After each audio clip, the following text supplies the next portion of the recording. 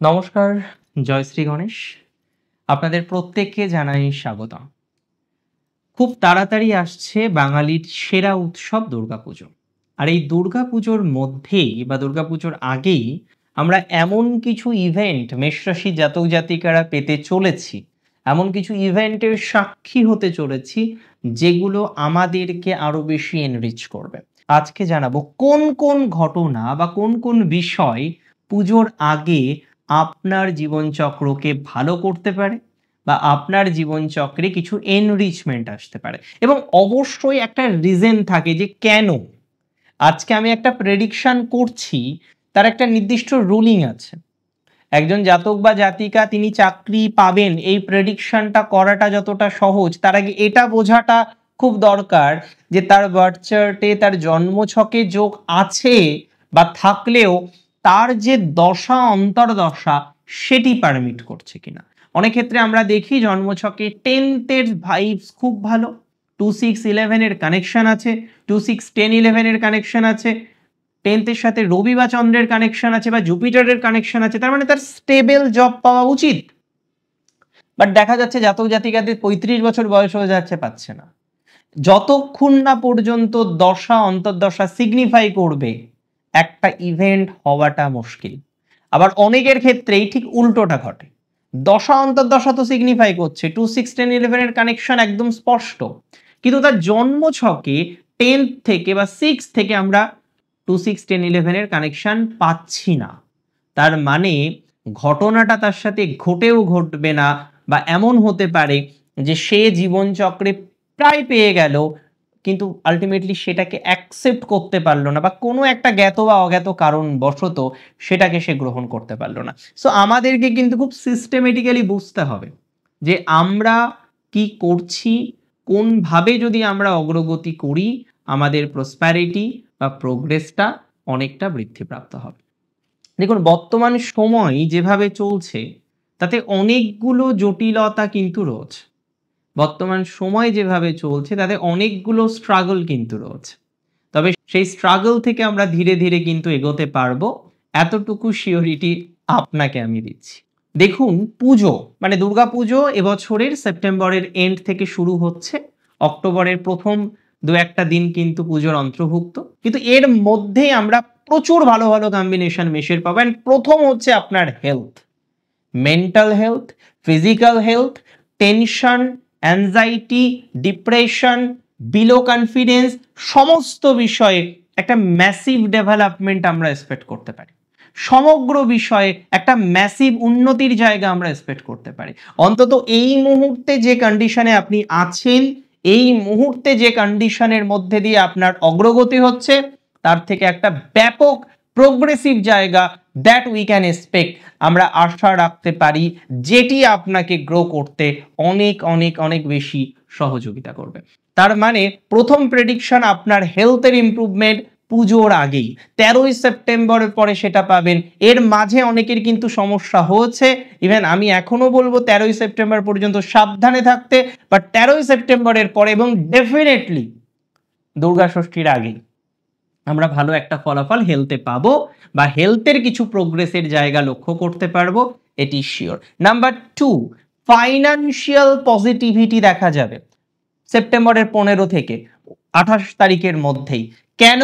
কারণ দ্বিতীয় পতি যিনি সপ্তম পতি তিনি যাচ্ছেন পঞ্চমে। তাহলে 2-5-7 এর combination is good for financial development. তাহলে এখানে আপনার ফাইন্যান্সিয়াল স্টেবিলিটি আসতে পারে, কোনো সোর্স থেকে অর্থ আসার সম্ভাবনা তৈরি হবে। দীর্ঘদিন ধরে একটা প্রেসারে আছেন, অর্থ নেই, কোথাও যেন গিয়ে মনে হচ্ছে যে সব অর্থ অনর্থের মূল নয়, আর্থিক একটা বাধা, আর্থিক ডেভেলপমেন্ট একটা বড়সড় বাধা, আর্থিক প্রোগ্রেসে একটা বড়সড় বাধা, যেটি আপনাকে কিন্তু প্রচুর পরিমাণে টেনশন দিতে পারে।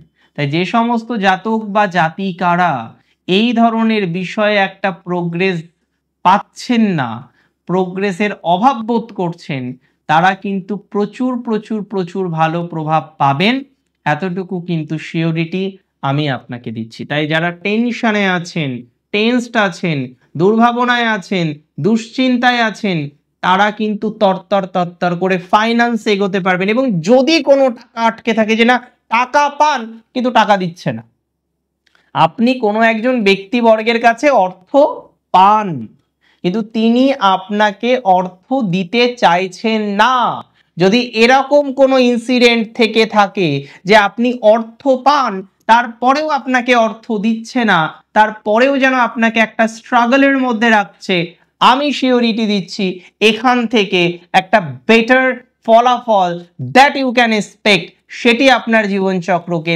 দারুণভাবে কিন্তু প্রভাবিত করতে চলেছে।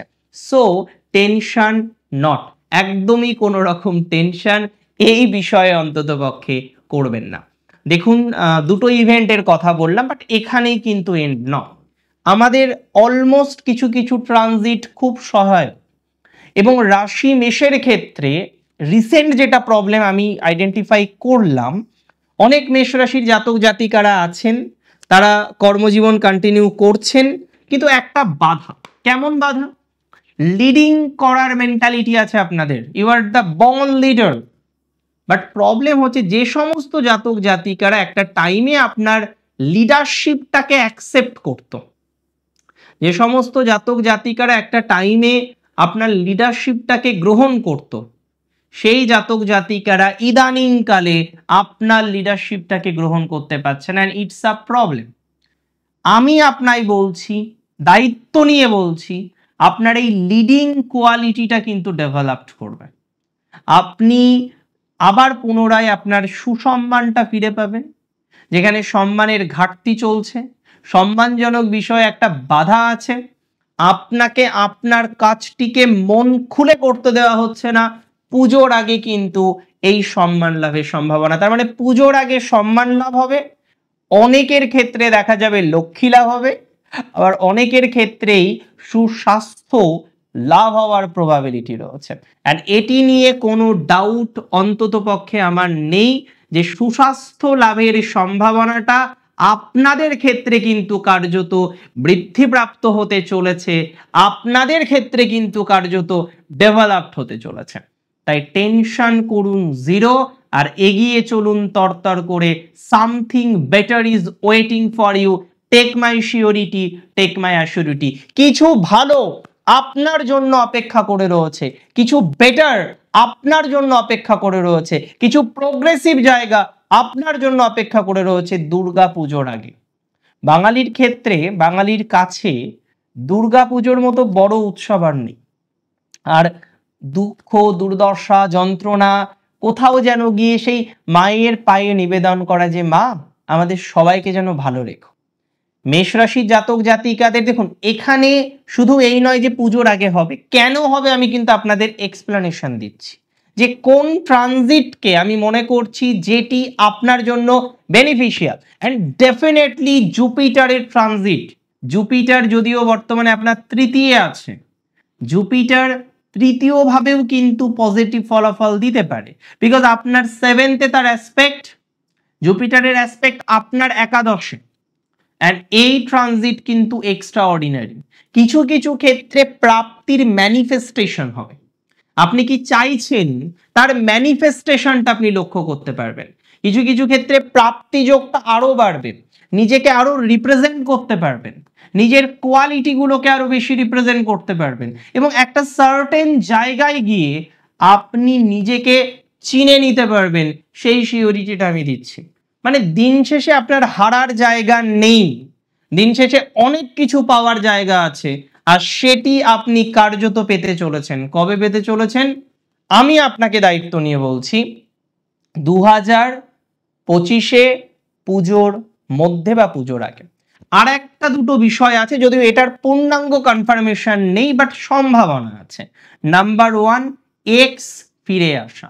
5th হাউসে ভিনাসের ট্রানজিট রিলেশনশিপের ক্ষেত্রে একটা ভালো ভাইবস দেবে।